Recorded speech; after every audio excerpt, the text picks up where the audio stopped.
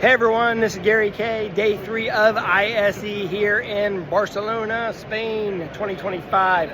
Here's my day 3 observations. Day 1 was all about AI. Yesterday was all about the impact of broadcast on rAVe. Today it's about digital signage.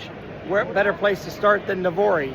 Navori is probably the company that has the best AI-based signage platform, so they can actually generate creative content using AI for a signage network. But the question is, should digital signage really be called digital experiences, or should it be called experiential signage, right?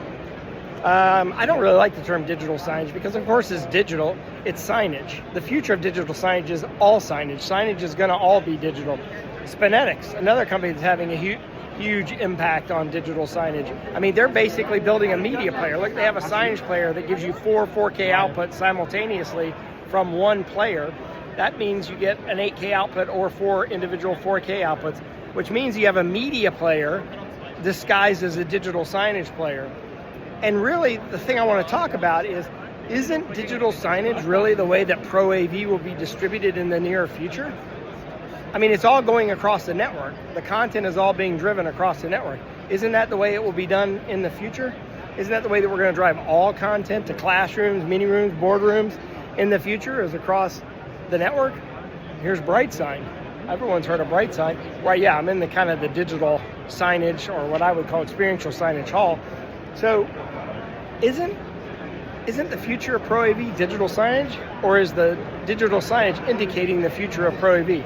It's something to consider, because I do think that the market is going to be network-based. And if the market's network-based, well, look, signage is already doing that. They're already sending content across the network.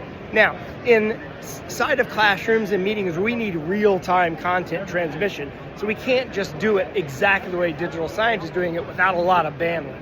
If we have enough bandwidth, we can do it that way. But right now, the networks, we're not building 50 gig networks everywhere, and we're not installing systems in places that have exclusively 50 gig networks. We're having to compress a lot. But ultimately, it's going across the network, because you see all the big video transmission companies like Extron and Crestron and Kramer and everyone else, Aurora, they're all building AV over IP systems.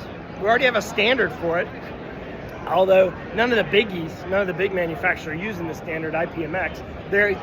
They still have their own ecosystems. So I don't know that that's necessarily going to catch on until then. But my point is, I kind of think that digital signage and the way that they send content and the way that they're controlling, and most importantly, the way they're dealing with management through cloud-based systems, is the future of the way we're going to do rAVe.